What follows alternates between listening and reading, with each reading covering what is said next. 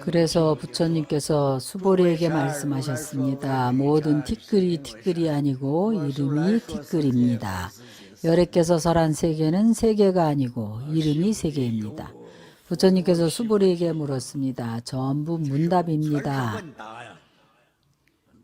또 수보리를 부르고 부처님께서 그에게 말씀하셨습니다. 어떻게 생각하느냐고 그에게 물었습니다. 수보리야, 너는 어떻게 생각하느냐? 32가지 좋은 상으로 열애를 볼 수가 있는가? 지금 여러분들은 세계가 아니고 티끌이 아님을 알았습니다. 그럼 부처님의 32가지 좋은 상에 대해서는 어떻게 보는지 다시 한번 부처님에 대해서 인식하게 됩니다. 32가지 좋은 상이 부처입니까? 32가지 좋은 상을 보면 부처를 본 것입니까? 이때 수보리가 이미 깨달아 명백하게 알았습니다. 아닙니다. 세존이시여. 32가지 좋은 상으로 열애를 볼 수가 없습니다. 열애는 32가지 좋은 상이 아닙니다. 무슨 까닭인가 하면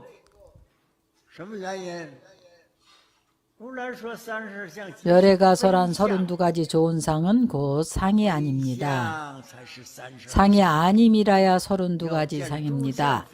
만약 상이 상 아님을 보면 곧 열애를 봅니다. 바로 이런 뜻입니다. 부처님께서 이 예를 들어서 수보리에게 물었습니다. 수보리가 답변을 할 때에 32가지 상으로 열애를 볼 수 없다고 말했습니다. 왜냐하면 32가지 상은 의탁이이지 원성실이 아닙니다. 의탁이입니다. 32가지 상은 자성이 없습니다.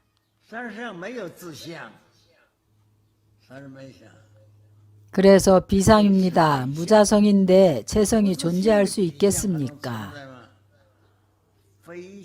비상의 상을 32가지 상이라고 합니다. 그래서 금강경에서 우리에게 가르쳐 줍니다. 만약 상이 상아님을 보면 곧 열애를 봅니다. 32상은 바로 비상입니다. 32상을 보면 바로 상이 아닙니다. 열애는 32상이 아닙니다. 32상을 떠나서 어디에서 열애를 표현할 수 있을까요? 이것을 사교에서 말하는 것으로는 공가중 3관을 모두 구족했다고 합니다. 화엄종에서는 진공, 절상이라고 설합니다. 이사무의 주변 함룡입니다.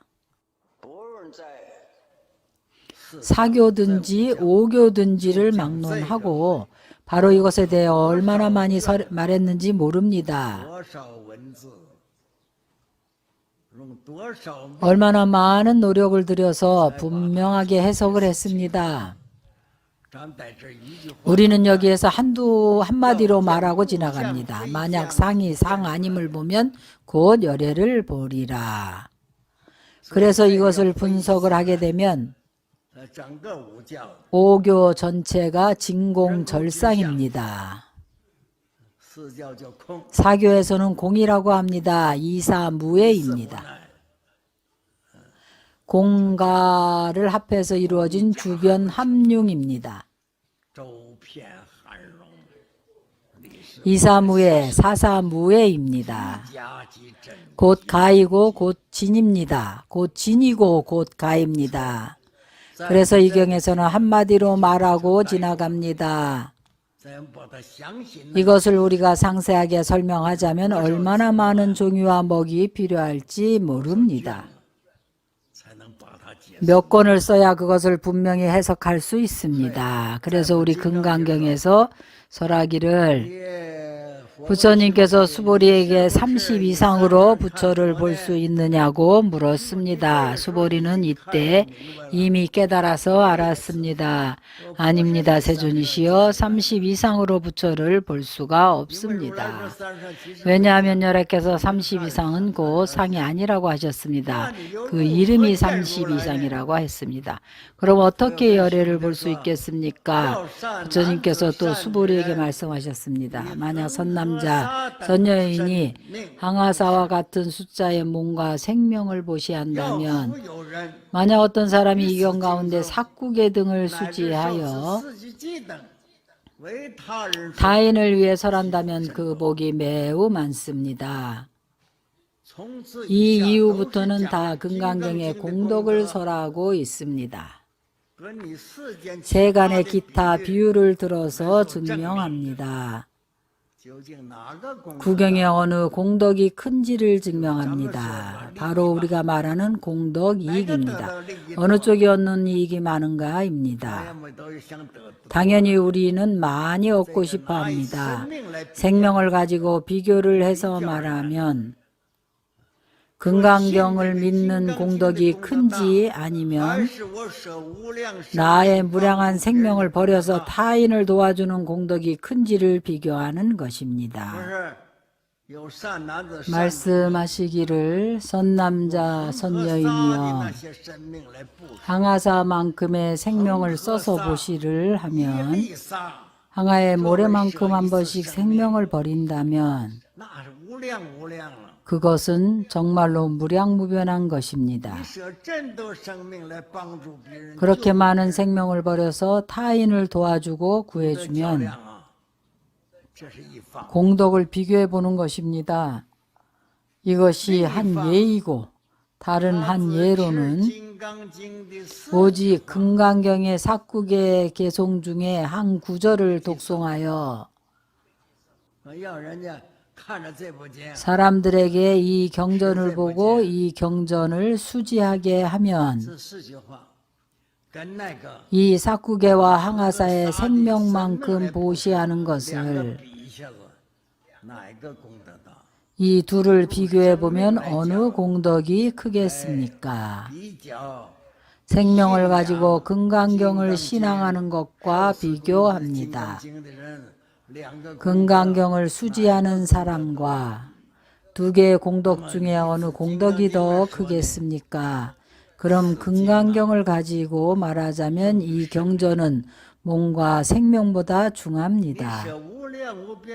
무량무변한 몸과 생명을 버리더라도 금강경을 들을 수 있을지는 확실치 않습니다. 영원한 해탈을 얻지 못합니다. 다만 공덕이 있을 뿐입니다. 사람이 제일 중요시하는 것이 생명입니다. 한 사람의 인생에서 가장 중요한 것이 자기의 생명입니다. 많은 경전에서 설하기를 보살이 법을 위해서 무량겁 동안의 몸과 생명을 무궁무진하게 버립니다. 서가모니 불께서도 과거에 다른 경론에서 이렇게 말한 적이 있습니다. 삼천대천세계 하나의 티끌에라도 서가모니 불의 생명을 버리지 않은 곳이 없다고 하셨습니다. 정말로 많은 몸과 생명을 버리셨을 것입니다. 보살은 법을 위해서 몸을 잊어버린다고 합니다. 많은 몸과 생명을 버려서 중생을 위합니다. 이 복덕이 당연히 많을 것입니다. 금강경에 삭구계를 수지하는 것만 못합니다. 금강경의 삭구계의 뜻을 수지할 수 있다면 많은 검의 신명을 버린 공덕보다 많습니다. 왜냐하면 중생이 금강경을 수지할 때에 금강경이 우리에게 가르치는 무아상, 무인상, 무중생상, 무수자상을 이날을 다 끊고 망상을 다 없애버립니다. 성불을 할 수가 있고 도노에서 성불합니다. 비록 많은 겁에 신명을 버렸다고 하더라도 다만 복을 받을 뿐이지 도를 성취하는 것이 아닙니다. 금강경을 수지하면 도를 성취합니다. 도를 성취하는 것과 복을 받는 것을 비교하면 그것은 하늘과 땅 차이입니다. 이 도리는 수보리가 이미 깨달아서 잘 알고 있습니다. 이때 바로 변론을 마무리 지어야 할 때에 수보리가 이 금강반야 바라밀경을 듣고 깊이 그 의미를 이해하고 이때가 되어서 수보리가 금강반야바라밀경의 깊은 뜻에 대해서 완전히 깨달아서 완전히 이해를 했습니다. 감사한 마음의 눈물이 하염없이 흘렀습니다. 바로 감정이 표출된 것입니다. 사실 수보리는 이미 견사옥이 없습니다. 현재 이르러 진사옥도 다 끊어졌습니다. 그는 자신의 감정을 표현했습니다.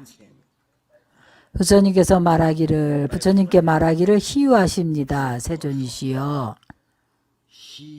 오늘 부처님께서 설한 법은 너무나 희유한 가장 귀한 법입니다.